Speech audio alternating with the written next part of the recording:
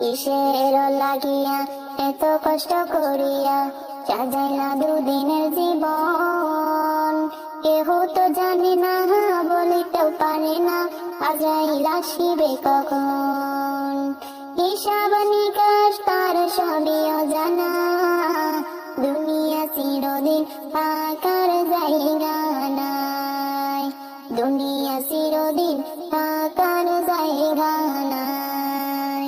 হালাল না মানিয়া হারাম না বুঝিয়া কত টাকা করেছো কামাই, কি জবাব দিবে আল্লাহর কাছে সেই কথা ভাবো রে সদাই।